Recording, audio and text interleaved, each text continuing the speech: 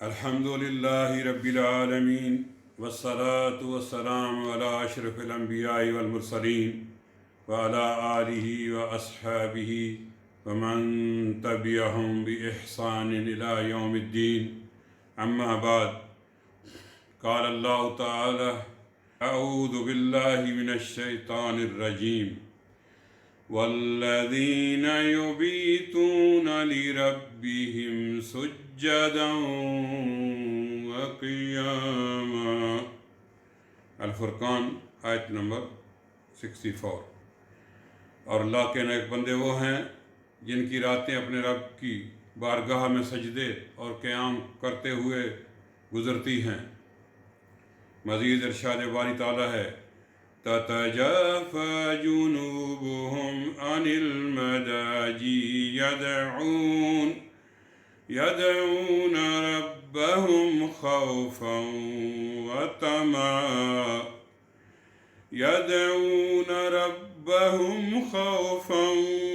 وطمعا ومما رزقناهم ينفقون. سورہ سجدہ کی آیت نمبر 16. اپنے رب کو خوف و امید سے پکارتے ہیں اور اللہ کے نیک بندوں کے پہلو بستروں سے الگ ہو جاتے ہیں اور اللہ نے جو کچھ انہیں دیا اس میں سے وہ خرچ کرتے ہیں. عزیز بھائیوں، آج کا ہمارا موضوع ہے قیام رمضان، تراویح والقیام. اللہ تعالیٰ نے بندوں کے امتحانات کے لیے عبادات کے مختلف طریقے رکھے. نماز روزہ جیسی جسمانی عبادت ہے اور دوسری طرف زکوٰۃ صدقہ جیسی مالی عبادت ہے. پھر حج و جہاد جیسی وہ عبادتیں ہیں جن میں جسمانی محنت کے ساتھ ساتھ مال بھی خرچ کیا جاتا ہے. ایسی عبادتوں کا مقصد بندہ اپنی جان و مال اللہ کی خاطر قربان کر کے جنت کا وارث بن سکے. عزیز بھائیوں، بزرگوں، بہنوں، نماز اللہ اور اس کے بندے کے درمیان صلح اور رابطہ ہے. اس لیے اللہ تعالیٰ ہر امت کو اس کا حکم دیتا رہا ہے اور فرض نمازوں کے علاوہ نوافل اور سنتیں بھی ادا کرنے کی ترغیب دی تاکہ بندہ اپنے رب کا قرب حاصل کر سکے.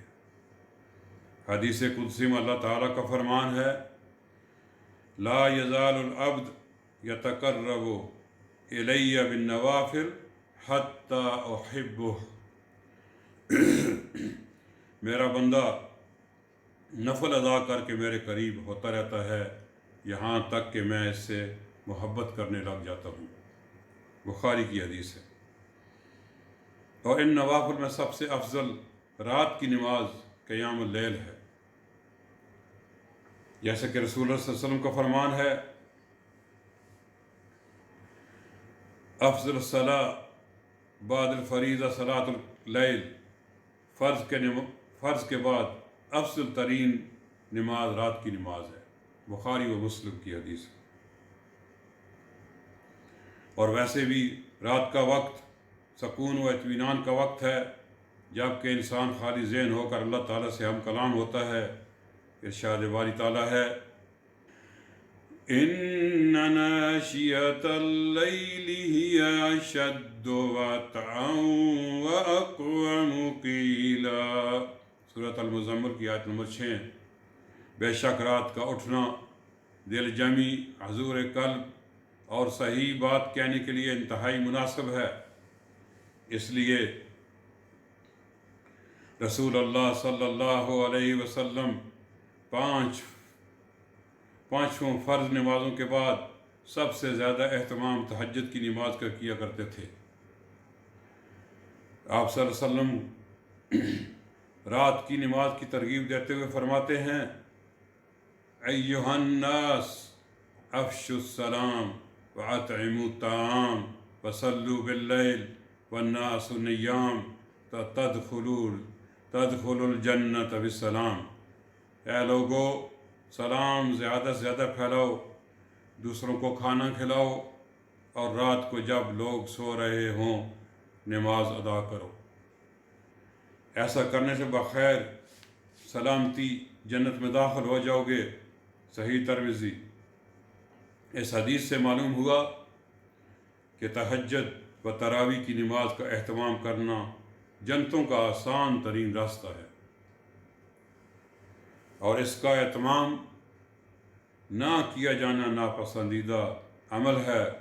رسول اللہ صلی اللہ علیہ وسلم کے ہاں کسی ایسے شخص کا ذکر ہوا جو صبح تک سویا رہا اور قیام اللیل نہ کیا، تو آپ نے فرمایا یہ وہ شخص ہے جس کے کانوں میں شیطان نے پیشاب کیا ہوتا ہے۔ مسلم کی حدیث ہے۔ اور غور طلب بات یہ ہے کہ تہجد کی نماز ادا نہ کرنے والے پر شیطان پیشاب کر دیتا ہے، تو جو شخص فجر کی نماز میں بھی سویا رہے تو اس کا حال کیا ہوگا؟ برادران اسلام، عزیز بھائیوں، بزرگوں، بہنوں، اگرچہ رات کی نماز کا اس قدر مقام اور عظیم منزلت ہے، لیکن یہ مقام و منزلت رمضان المبارک میں اور بھی بڑھ جاتا ہے، جیسا کہ رسول اللہ صلی اللہ علیہ وسلم کا فرمان ہے، من قام رمضان ایمانا و احتسابا غفر له ما تقدم من ذنبه۔ جس نے رمضان المبارک کا قیام اللہ پر ایمان و یقین رکھتے ہوئے اور اس کے اجر و ثواب کے حصول کے لیے کیا، اس کے سابقہ گناہ معاف ہو گئے۔ بخاری و مسلم کی حدیث ہے۔ بھائیوں، اس حدیث پر غور کریں تو معلوم ہوتا ہے کہ تراویح کی نماز صرف کوئی عادت پوری کر دینے کا نام نہیں، بلکہ یہ ایک عظیم ترین عبادت ہے جو تبھی قبول ہوگی جب اس میں اللہ کی رضا مقصود ہو، اس پر خالص ایمان ہو، اور جب مسلمان اس انداز سے تراویح پڑھتا ہے تو اللہ اس کی وجہ سے سابقہ گناہ بھی معاف فرما دیتا ہے۔ بلکہ رسول اللہ صلی اللہ علیہ وسلم فرماتے ہیں، من قام مع الامام حتی یتصرف کتب له قیام اللیلہ۔ جو شخص امام کے ساتھ اس کے تراویح سے فارغ ہونے تک شامل رہتا ہے، اس کے لیے اللہ تعالیٰ پوری رات کا قیام کا ثواب لکھ دیتے ہیں۔ ترمذی صحیح۔ بھائیوں، غور کریں کہ اللہ تعالیٰ کس قدر وسیع فضل و کرم والا ہے کہ ہماری تھوڑی سی محنت 1 یا پونا گھنٹہ کی نماز کا اجر ثواب پوری رات کی نماز کے برابر لکھ دیتا ہے۔ پھر بھی اگر کوئی شخص تراویح چھوڑ کر اللہ کے فضل و کرم کا مستحق نہ بن سکے تو کس قدر اس کی محرومی ہے۔ اور پھر بعض بھائی تراویح کی سنت تو ادا کر لیتے ہیں، لیکن اس کے بعد فلموں، گانوں، بیہودہ مجالس جما کر اپنے کیے ہوئے عمل کو ضائع و برباد کر دیتے ہیں، کیونکہ رات کا قیام ثواب اسی کو ملے گا جو باقی ماندہ رات بھی اللہ کے حکم کے مطابق برائیوں اور بے حیائیوں سے دور رہ کر گزارے۔ بھائیوں، تراویح کی نماز جیسے قیام اللیل کا بھی نام دیا جاتا ہے، رسول اللہ صلی اللہ علیہ وسلم کی سنت ہے جس کا آپ صلی اللہ علیہ وسلم نے زندگی بھر اہتمام کیا، بلکہ اگر کبھی آپ رات کو نماز نہ پڑھ سکتے تو دن میں سے قضا کرتے۔ صحیح بخاری میں ہے کہ عائشہ رضی اللہ عنہ سے آپ صلی اللہ علیہ وسلم رسول اللہ صلی اللہ علیہ وسلم کی رات کی نماز کے بارے میں پوچھا گیا تو انہوں نے فرمایا، ما کان یزید فی رمضان ولا فی غیرہ علی 11 رکعہ، کہ رسول اللہ صلی اللہ علیہ وسلم رمضان میں یا رمضان کے علاوہ کبھی بھی رات کو 11 رکعات سے زیادہ نہیں پڑھتے تھے۔ صحیح بخاری و مسلم میں عائشہ رضی اللہ عنہما کی حدیث ہے کہ آپ صلی اللہ علیہ وسلم نے لوگوں کو رمضان المبارک میں 3 دن تک تراویح کی جماعت کرائی، اور اس کے بعد آپ نے اس وجہ سے تراویح کی جماعت کروانا چھوڑ دی کہ کہیں مسلمانوں پر فرض نہ ہو جائے۔ اس کے بعد عمر فاروق رضی اللہ عنہ کے زمانے میں پھر سے لوگوں کو تراویح کی جماعت میں اکٹھا کیا گیا، جیسا کہ حضرت साहिब बिन यजीद फरमाते हैं, हज़रत उमर फ़ारूक रज़ी अल्लाह अन्हु ने लोगों को इस वक्त भी 11 रकात ही पढ़ने का हुक्म दिया। मुवत्ता इमाम मालिक 115।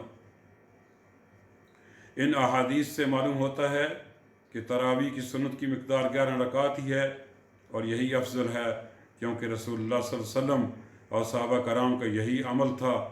लेकिन अगर कोई इससे नफल नमाज की हैसियत से ज़्यादा भी पढ़ना चाहे तो रसूलुल्लाह सल्लल्लाहु अलैहि वसल्लम ने इसकी इजाज़त दी। जैसा कि आप सल्लल्लाहु अलैहि वसल्लम से रात की नमाज के बारे में सवाल किया गया तो आप सल्लल्लाहु अलैहि वसल्लम ने फरमाया, सलातुल लैली मुसना मुसना, रात की नमाज 2-2 रकात है, और जब ये देखो कि फ़जर तलू होने वाली है तो वितर पढ़ लो, बुखारी व मुस्लिम। लेकिन यहाँ जिस बात का ख्याल रखने की ज़रूरत है वो ये कि मकसद गिनती पूरी करना नहीं बल्कि ऐसी नमाज पढ़ना है जो अल्लाह ताला के यहाँ कबूल हो सके।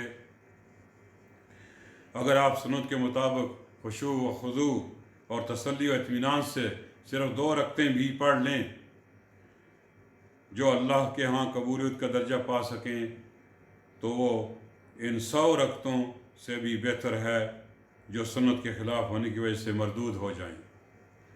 क्योंकि अल्लाह ताला के यहाँ वही अमल कबूल होता है जो इसके दिए हुए तरीके पर हो, वरना अमल कितना भी ज़्यादा क्यों ना हो वो ज़ाया और बेकार है। इसलिए हर नेकी और इबादत में सुन्नत तरीक़ा अख्तियार करना चाहिए। अल्लाह ताला हमें कुरान और सुन्नत की समझ अता फ़रमाए। व सल्लल्लाहु वसल्लम अला नबीना मुहम्मद व अला आलिही व सहबिही वसल्लम।